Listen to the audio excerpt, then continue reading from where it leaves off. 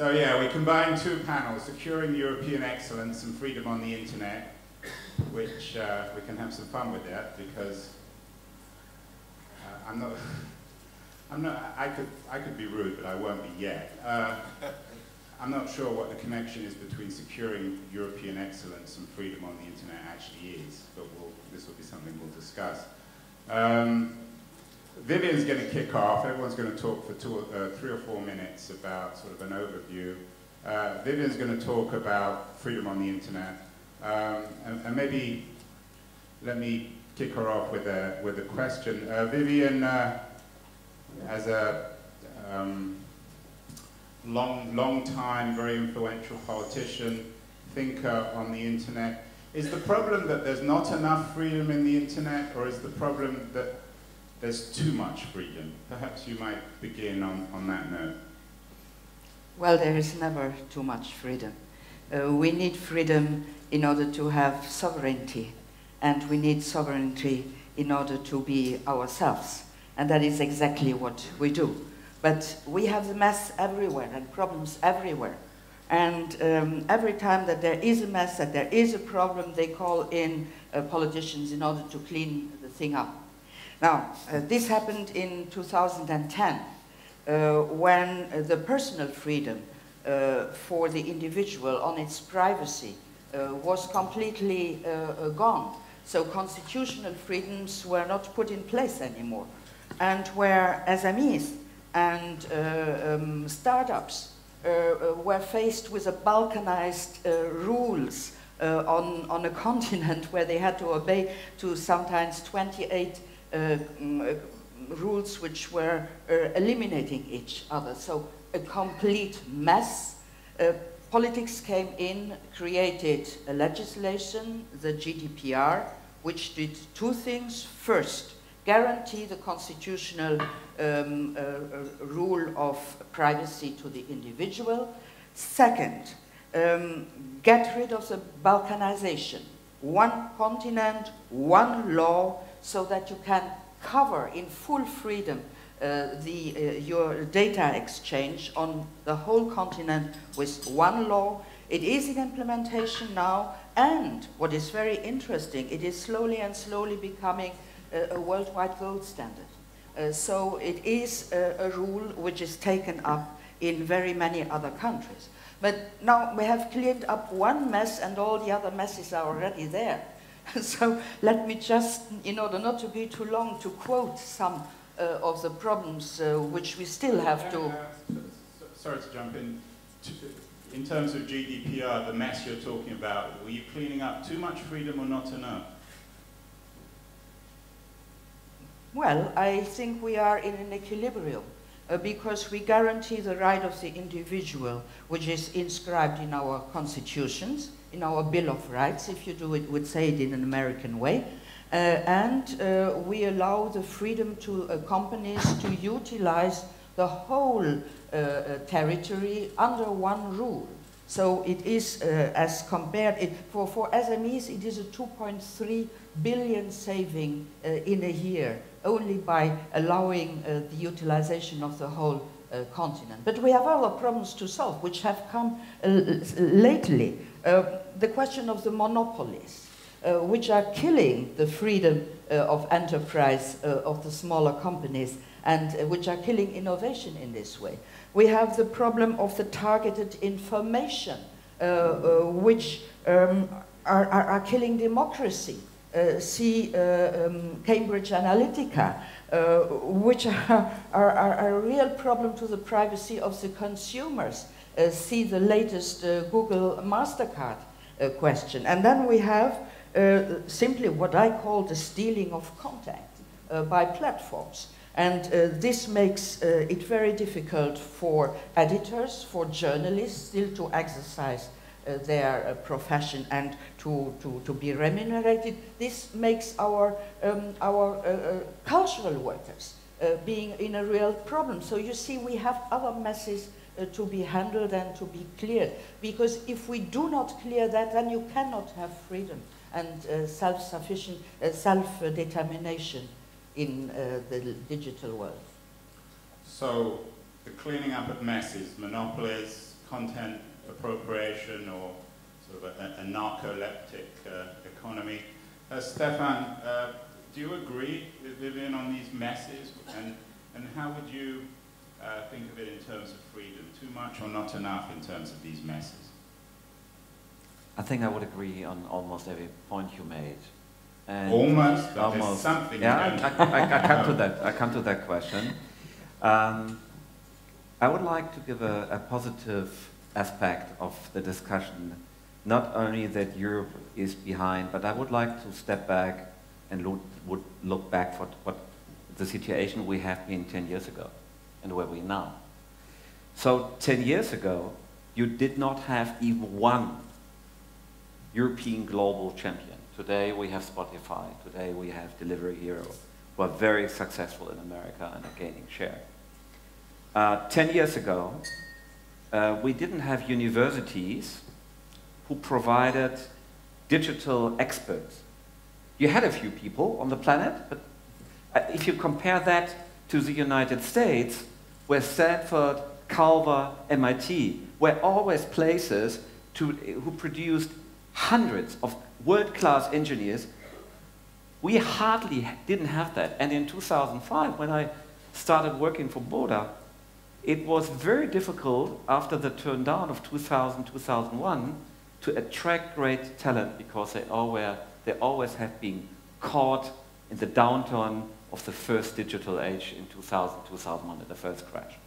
That has changed today, and with the great support of the governments, we have a fantastic academic infrastructure that has changed.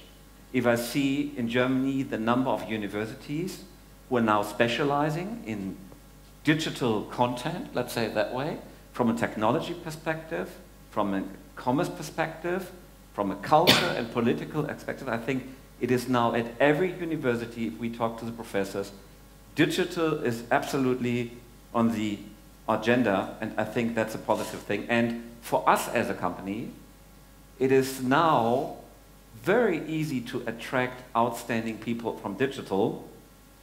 Us, you mean Boda? Boda. Yeah. And Paul and I had a discussion yesterday, what will happen in 4 or 5 years if the industries on our societies are turning more digital, means we get more talent, we get more experienced people, and a big problem, a big challenge we had in the last year was really getting outstanding, entrepreneurial-driven people who really can build digital companies, and that has been changed. Now, so universities are key then in terms of generating and you have to see native talent. The whole ecosystem, from the number of companies, even if we are underfueled, if it comes to venture capital in Europe, as we have seen in the presentations this morning, even if we don't have the resources America has or China has, compared to 10 years ago, it's a huge increase of the whole ecosystem. We're moving forward very positively. So, and I see a lot of changes, which I love in America, compared to 10 years ago. And now I come to something which I truly believe what we have achieved here in Europe. If I talk to CEOs in America of digital companies, GDPR is now in everyone's mouth. And you have already in America, in New York and California, a legislation taking place to introduce GDPR or something like GDPR also in America. We have a big change from the government. Barack Obama, as you all know, had very strong contact into the venture capital industry in Silicon Valley.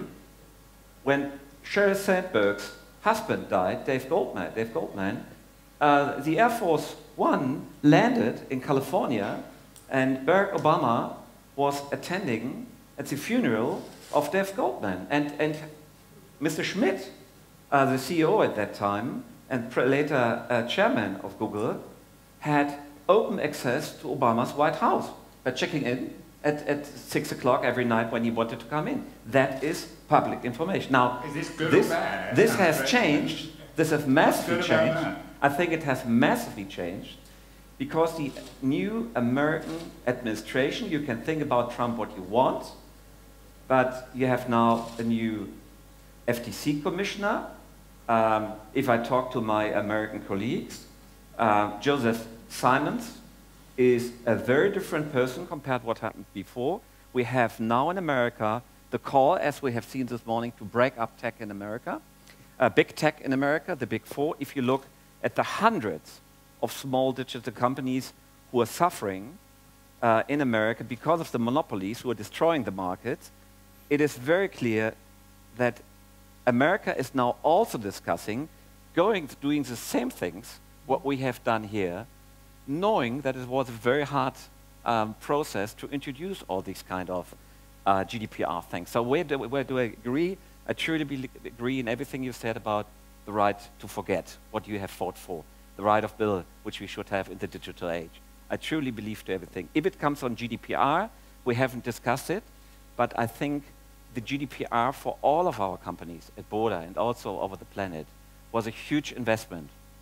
And we have to learn what that means in the next 2-3 years before we go to a next thing. And that might be something, if you look at the EU Commission pushing very much forward on the e-privacy topic here in Europe, my question would be, why do we do it now? Why don't we wait 2 or 3 years to experience? We both haven't discussed it. I don't know where you're standing, but that's something compared to the Commission, what the European Parliament is pushing, where I, being in charge for businesses here for Border, would love to have more experience on GDPR before we move to the next big topic. Okay, so Andre, do you want to come at this as a sort of as a VC? You wear a VC hat. You've spent some time in China, but now you're based back in Europe. You're trying to trigger European excellence, competitiveness. What are your thoughts in terms of the discussion so far? Just to I mean, I prepared a short presentation. I'll tell you what Jedi is. And Jedi, of course. I'm not going to take my laser saber out, even if beware there are 5 or 6 Jedis in the room, so he might be sitting next to you. But I just pick on the word sovereignty and Eric Schmidt. So I try to combine what Vivian and Stefan just said. When I hear Eric Schmidt worrying 3 months ago that he's extremely worried that the Chinese are putting much more effort than the US in AI, then I'm getting worried, because I remind you the numbers that my friend Peter here in the room keep reminding. VC investment in AI last year, 2017, 48% in China, 38% in the US, 14% in the rest of the world. We are the rest of the world. The Japanese, the Russians, the Israeli, the Singaporean, and the European. So when people say we are there and we want to be positive, let me just put a little bit of concern. Of course, there are a lot of positive things. We invest 80 billion euro in research and development in the last 7 years. Fantastic. GDPR, I agree.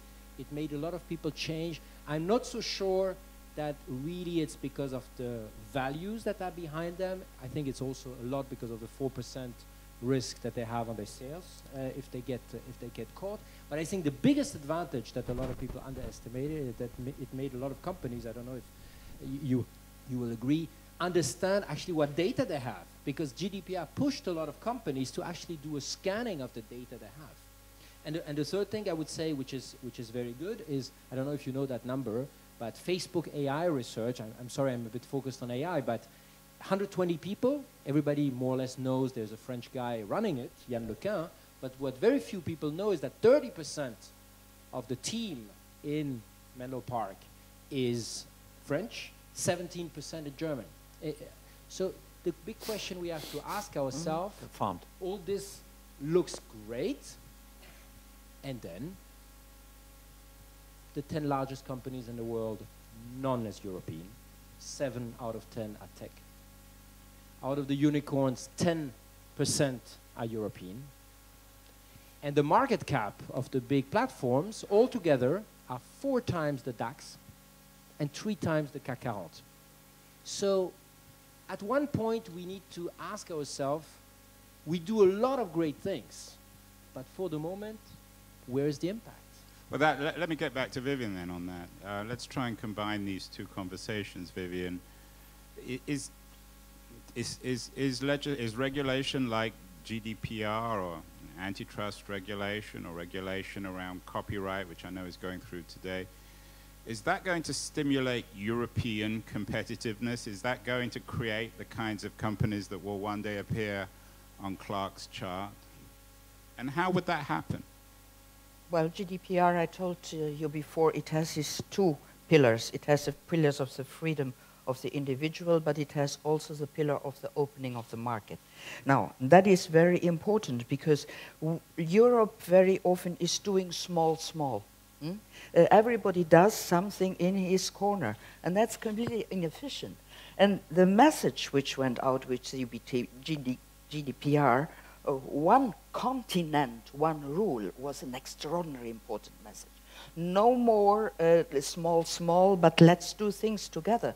And that is one of the reasons I am pleading for a real Marshall Plan for Europe in this area. What, you mean funded by the Americans?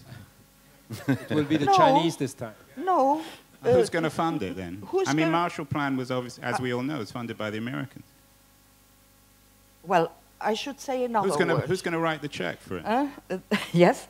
I use another word then. Let's get our ends together and let's work together. We have seen that we can do it, for instance, in university terms. We see also, when you speak about AI, how much we lose the people we have trained outside. Now, we have to invest in Europe, buy venture capital and make it easier for venture capital to invest, because our mentality is not so much on venture capital. So like what Per was saying about sort of significant legislation that will essentially force the state to invest in VCs? Not legislation to force to invest, but necessity to put our ends together. The national states, the venture capital, the private organizations, the European Investment Bank. But to make, I called it a Marshall Plan because it has to be global and massive here in Europe. So we really need, I call for a digital wake-up call and for a COP 4.0. That is what we need. We need to get out of the small, small and do it together, put the means to what we say. Now, the European Commission has done something very important. It has brought a Digital Europe program of 9.2 billion. And that's a beginning, but that's certainly not the end. But it goes into the right direction. Private money has to go into this, and we have to see big instead of seeing small. So my call for wake up, invest, keep the talent here, bring the talent which is out back, and we are going to do it. But let me come back to that. I mean, everyone can clap that, but it's, you know, it's happy talk. I mean, you talked about GDPR. What you didn't, you still avoided my question on how that was going to stimulate European competitiveness. You're saying that it can only stimulate it if you have massive investment. Is that the case? You need several things. You need risk-taking mentality, which is a European deficiency. You can't pay for that, though, right? I'm sorry? I mean, you can't buy that. No, but there is an evolution which goes very quickly, and the new generation is going to more risk-taking. Now, we have to accompany this risk-taking with the venture capital, which is not yet developed in Europe as it is in other places of the world.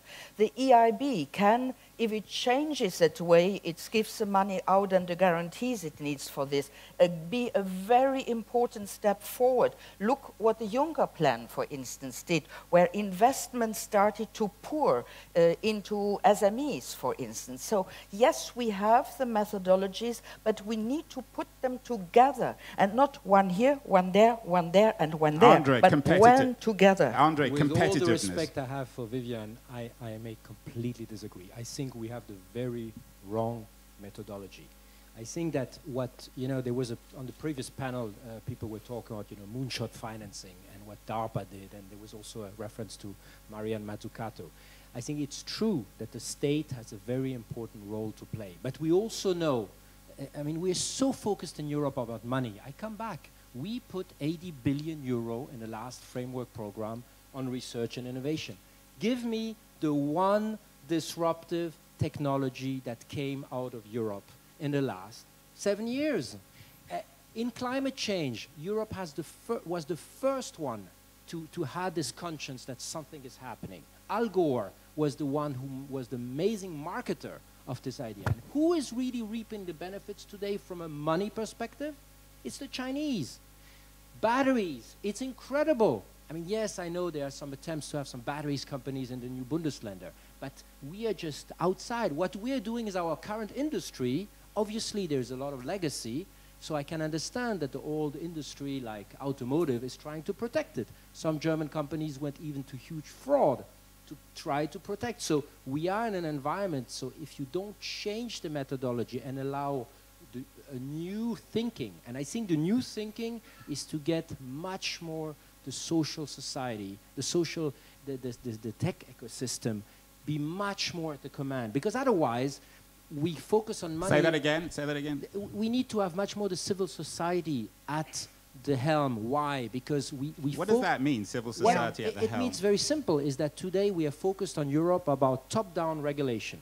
The problem is, Vivian, with all due respect, is that today Commission is attacking Google. But we all know that probably the real problem today is not Google, it's probably Facebook, it's probably Snapchat, it's probably Tencent. So we are always 3 years late. We have competition laws who are very much on market share. We all know, and building on what you just said about the brain drain, today the way Google and Facebook kills competition is buying up the best companies. Very often when they buy companies, it's not for the companies, it's for the 100, 200, 300 talents that they're inside. So if we don't change the mindset and get speed as a second factor of success, then we are dead. And please don't misunderstand me, like I think my colleague did not want to be misunderstood with Trump, but I think the populists are right on one point. It has the national governments as well as the European Commission has not shown on many topics, be it on the migrants or be it on technology, that it was able to act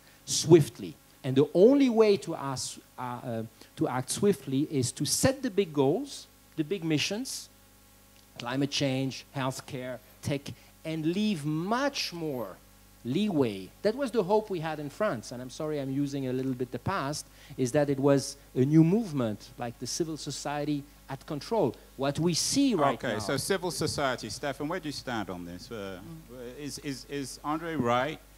Are things pretty dire here, or is Vivian right that we've built the foundations and now we just need some cash? I am rather more with Vivian. Andre, I understand your arguments, because if you're working in this industry for a long period of time, you easily, I could easily take your perspective, very easily, because there are a lot of signs what you're saying. But let me come back to your question. No, answer my question. On society. So I'm much more positive. Yeah. I'm much more positive. I think that regulation is helping a lot. I feel like that we have been in a gold rush for a long time. Everything was possible. You could pollute, you could exploit, like in the 18th century, if you look history books. That period comes to an end because people realize there's a huge downturn if this free gold rush goes on. And the gold rush was going on for a long period of time. So too much freedom, that's the problem. And now we think about more strategically, what does it mean? I give you one example why GDPR helps us a lot. We had LinkedIn as a direct competitor to our investment of Xing, which is the German LinkedIn. So LinkedIn was able to buy tons of data and read out your address book, our telephone books. And we did it, when we did it at Xing, we got a €150,000 fine from the data protection authorities in Hamburg. And that is now all over. And we come to a level playing field, which is good for our companies we are operating, that our international competitors cannot do things out of Ireland, which we couldn't do in Germany, France, or other countries. So I get that, it is helping a lot. We get that, but what about Clark's image? Is something like GDPR going to enable Europeans to appear on one of Clark's league tables in the not too distant future? Maybe not next year, but in 2025. Let me say why I'm positive. If you would have drawn the airline industry 50 years ago, with Boeing tons ahead and the whole supplying industry ahead of Airbus, you would see the same numbers. If you see the car automobile industry 40 years ago compared to the European and global car industry today, you would have seen the same numbers. I think it is our job to build that ecosystem. And if you need positive energy to do it. And of course, it's an incredible hard way because the competitors are, at least 10 of them are giants on the global scale. If I look on the global scale, Andrea, I agree very much with you.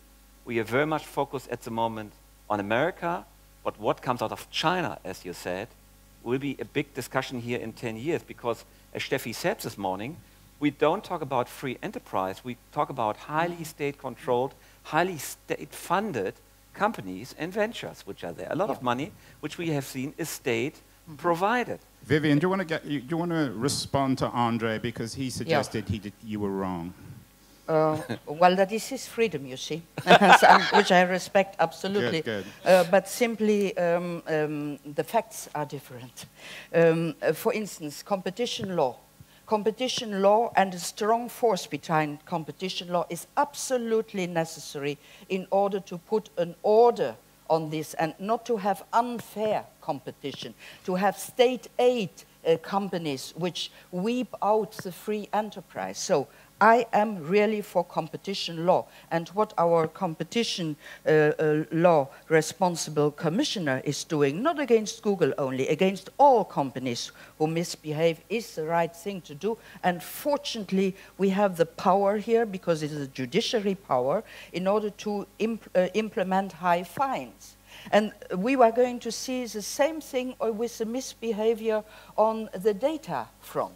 If you want to have a free exchange of data, you need rules into this. You cannot have a Wild West. So far, we didn't have rules. He gave just an example. Well, this must not happen, that one part of the business has to cling to the rule and the other one is doing whatever.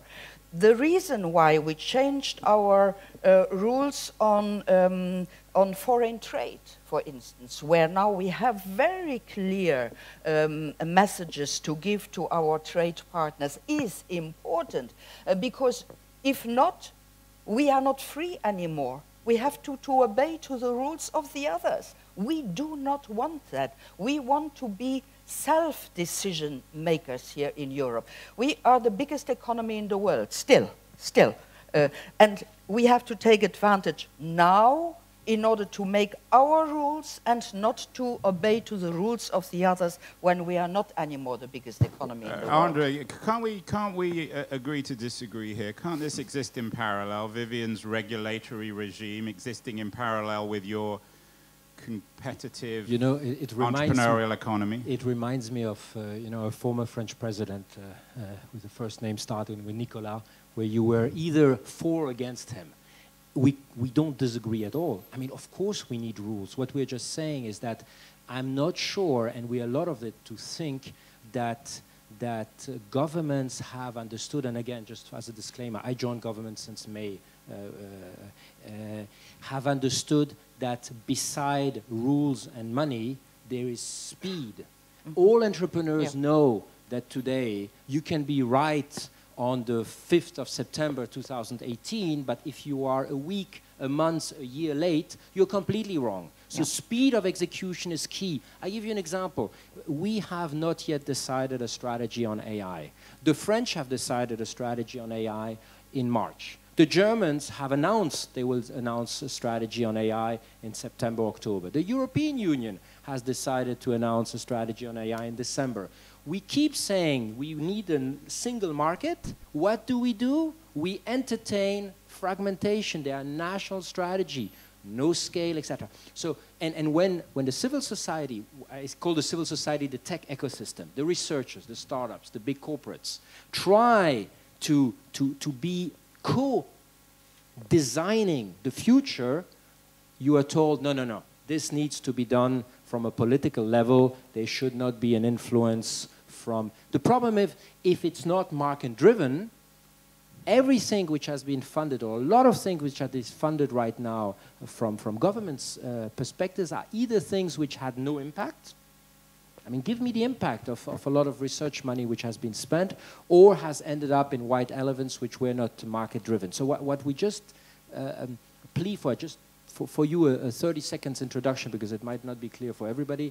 JEDI is the precursor to the European Agency for Disruptive Innovation on the model of DARPA, so very linked to the previous panel discussion. But the two very big ideas is to say it makes no sense of doing it at the European level first, because we will take endless time. You know, we take 3 months to accept 140 migrants. So you imagine how long it will take us to decide an agency. Start with a couple of countries, show it works, experiment.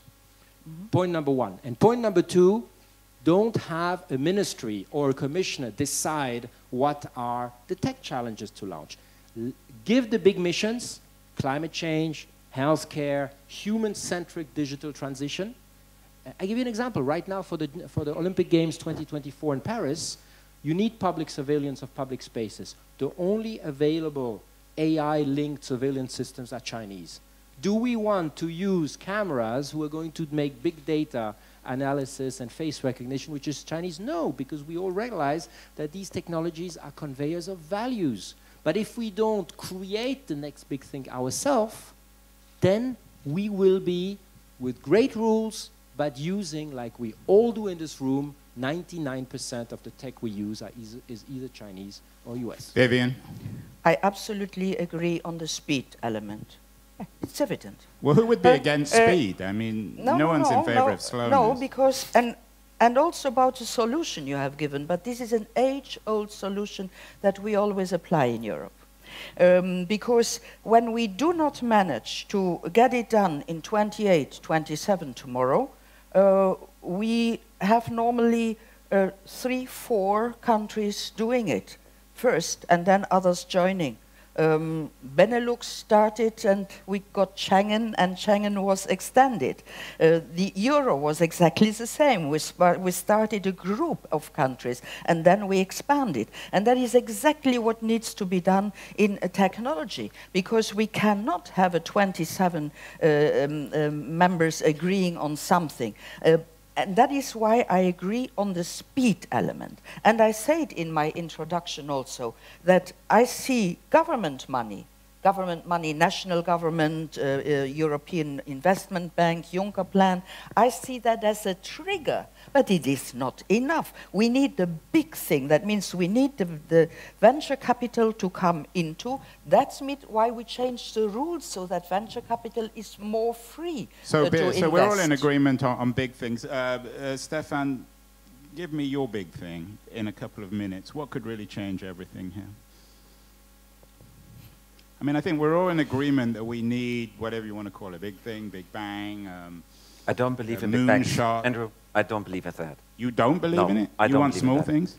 I think that hundreds of individual steps are necessary to create that ecosystem. And let me try to give you 4 or 5 examples of what I mean, what makes a difference.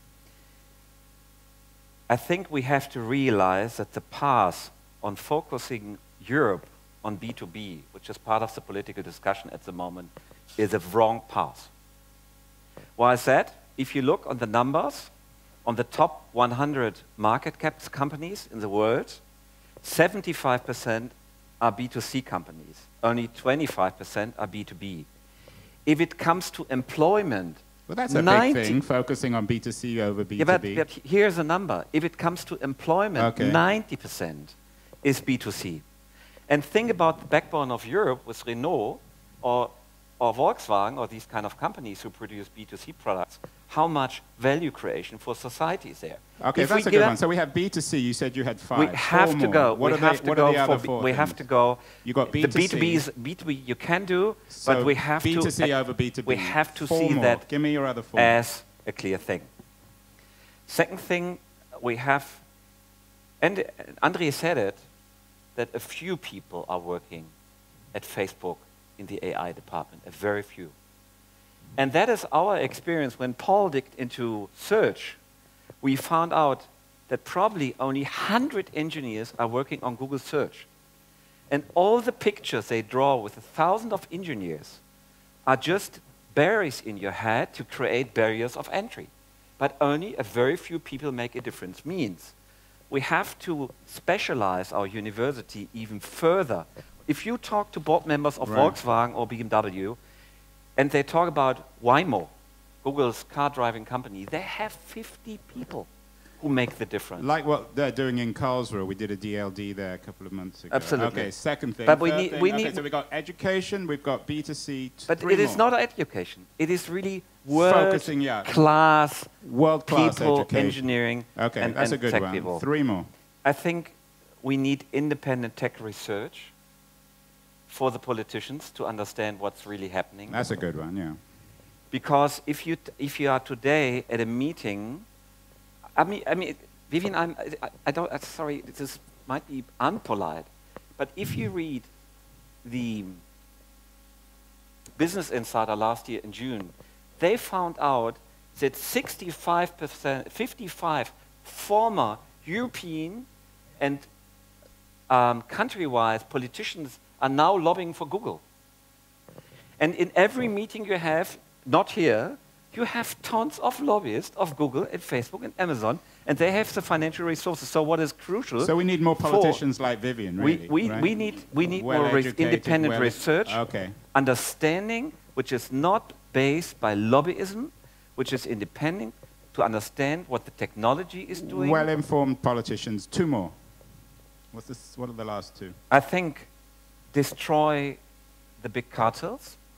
Well, that's split a up small thing. Amazon, Google, split them up. That's not a small thing. That's a big but that thing, will, right? it will not happen in Europe, but the discussion is starting in Won't America. that come through Vestager, mostly? Okay, and one final thing.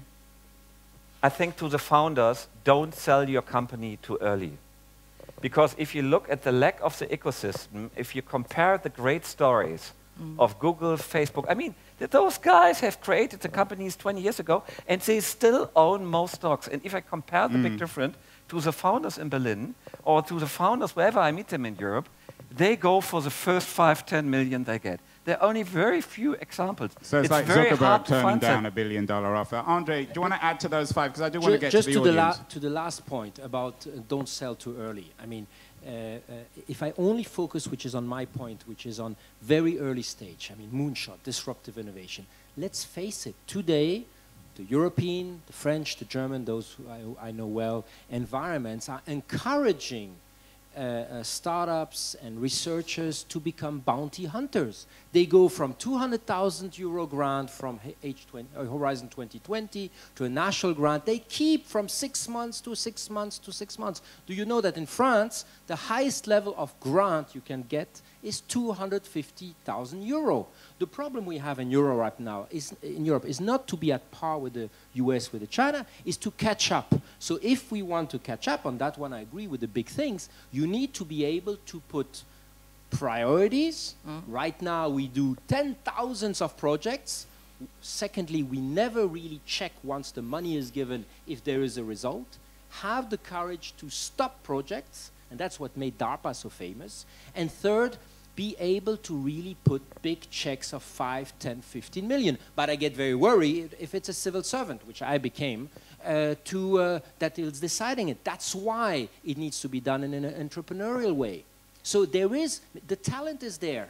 The money is there. I dare to say the money is not the problem. Cash, companies are very cash rich, but we need to be able to bring a company from a researcher to 200 people, because when there are 5 people, you are bought, you're in Palo Alto tomorrow. When you're 200, 300, it's much more difficult to extract the value out of Europe. We've had a lot of, there's a lot of meaty stuff here. Per, do you want to say something very briefly? Don't make it into a speech and a specific question, please. Can you give him a mic? Thank you, and good job, because it's very unusual to have real disagreement on stage. Well, it was kind of manufactured, because in the end they made up and agreed. Anyway, go on. We all join Google. No. My question is for Nada Reddy. Many years ago you were central in putting in place the age rating system for the games industry. Techie, a native European digital success story. The age rating system, Techie, was, you used the words self-regulation with teeth. I remember that very much. You said self-regulation with teeth. And it's been successful. It's now made the jump from the packaged goods distribution to the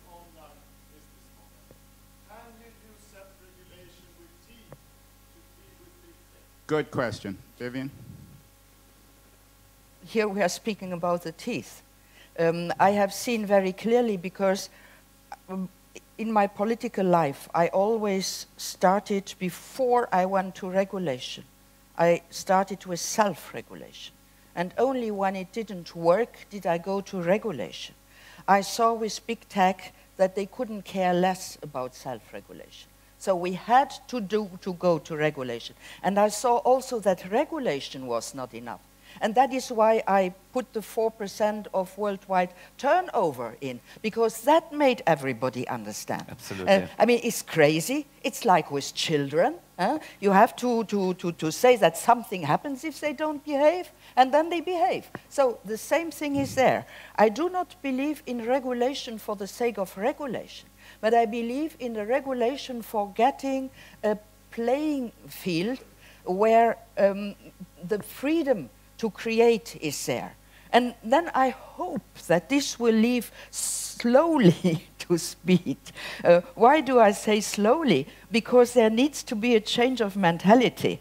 And I see that this change of mentality has happened with the young generation because they have been trained in a different way in their tech universities, in their let's do it and not let's only read books. About how to do it, and that's good. So I am an optimist. Let's have a couple more questions. Let's go for it then. Couple more questions from the audience. Can we when we don't need self-regulation, when we don't need regulation, self-regulation can do it very well. And the question should be self-regulated. Please don't be very brief, because there are other people. Yeah, this gentleman, that gentleman, and anyone else, stick up your hand, because we don't have much time. Thank you very much, Günther Martis. I'm an aviation specialist, and I just want to make 3 short points. One thing, very short. Money is available. Unfortunately, over decades, even without artificial intelligence and without the self-learning algorithms, the development of industry has not been pushing too far, and that's mainly the interest of specific companies. One of them is a good supporter of this event here. Unfortunate. Second thing is, what are... Well, name a name. I mean, you can't just allude to something. Who are you talking about? Technology companies in aviation, for example. Well, who are you talking about? Airbus has very specific interests. And if a development doesn't... And your last 2 points, go on. My last 2 points is social impact of all that. What is the social impact? I have been talking about 2 years now with the unions of air traffic controllers to get the speed up for accepting change, even without artificial intelligence. For 10, 15 years, we have programs running, and this brings me to the third part. And I think everybody agrees on that. The challenge is the social, cultural one. And third one? Yeah, and the Commission has unfortunately not yet a response.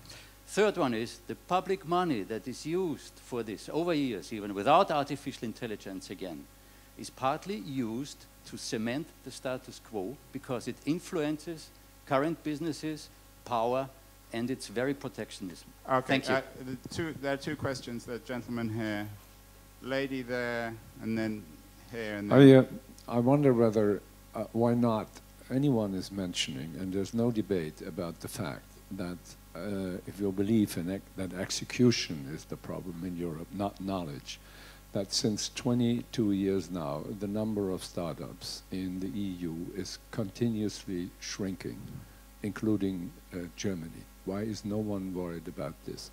They're talking about venture capital. Why don't we have a debate on what are the reasons for the fact that if you look on the numbers of 18 first half, the US is now investing per capita 350 to 400.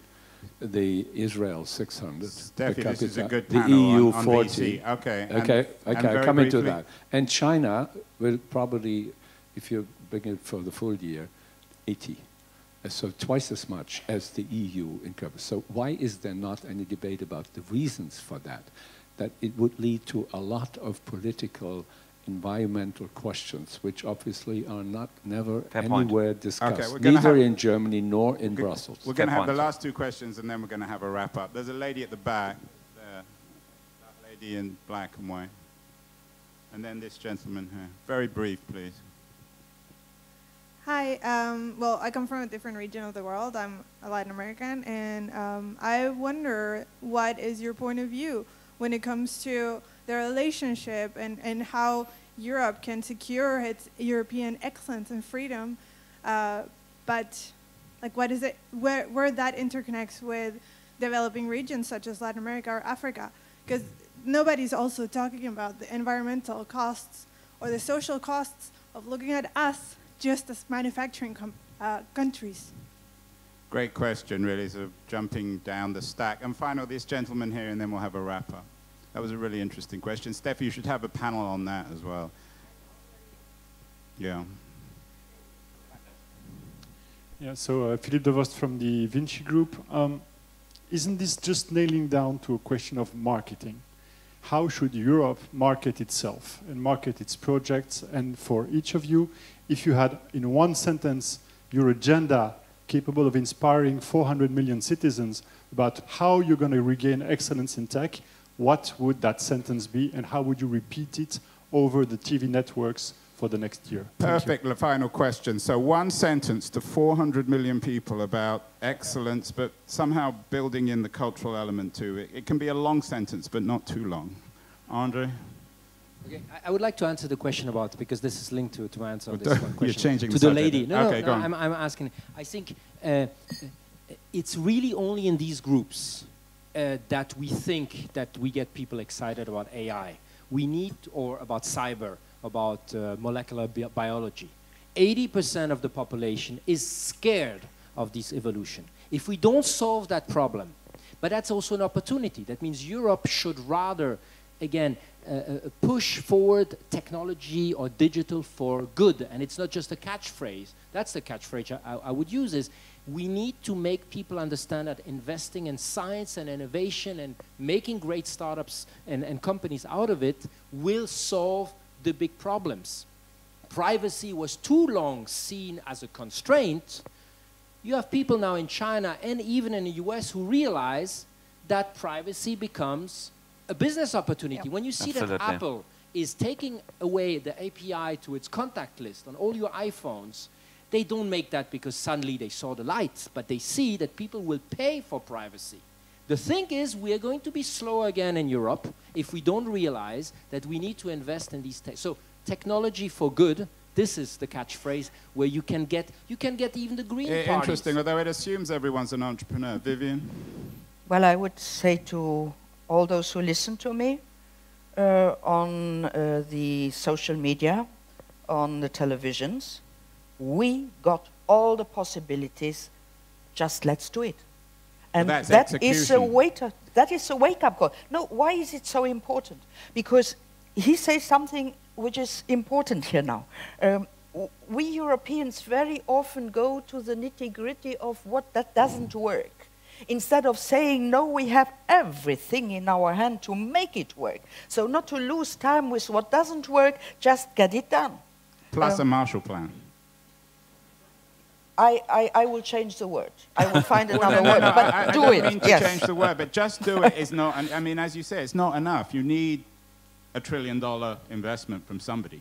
Yes, but there was an interesting question. Have we analyzed why venture capital doesn't work really in Europe? And if we have analyzed that and we know the reasons, then we can go ahead and change it. And we need to change it because we need venture capitalists in order to help us to invest. So in the beginning, I made a whole environment which was not only a top-down environment. Sometimes top-down you have to solve the problem if self-regulation doesn't work.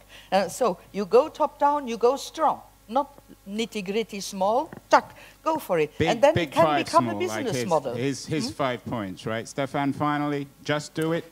I think the venture question is very clear. The difference, Peter, coming to your question, is if you build a company in America and you do the same business model in Europe, you see that the company in America usually is 5 to 8 times larger in revenues and profits because the market is much larger. And the same is happening in China. Means the return on venture in Europe compared to America is much lower. There are very few companies who are really making, as a venture company, a profitable return on investors. Very, very few. That is why we opened the market. That has to be, yes. That has to be changed. That has to be changed. Now, coming to your question, what you would say, and I also would like to refer to you, Peter.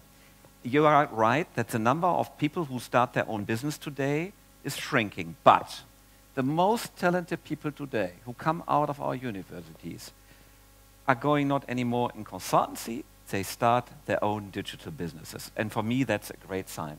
If you go today to our best universities we have in Germany, I don't know how it is in your country, but in Germany it's a case. Many of them, if you interview them, they still see BMW and McKinsey as their top companies they would like to work for, but you hear from many of them, we would like to start our own business. And when you go to very entrepreneurial universities, like the WHU, a private university, there now 70% of all the people who leave the university start within 4 years their own company. So I would call them, let's get the best people. I see it like you, there are so many opportunities. The future will be digital. In 10, 15 years' time, Steffi, we had it here, everything will be digital. And don't go in an old industry. Don't go into banking. Go into something positive that grows heavily, and that's digital. So the future is Europe. The future is Europe. I think everyone agrees. I want to thank the three of these guys. They've done a great job agreeing and disagreeing. Thank you so much. Thank you very much.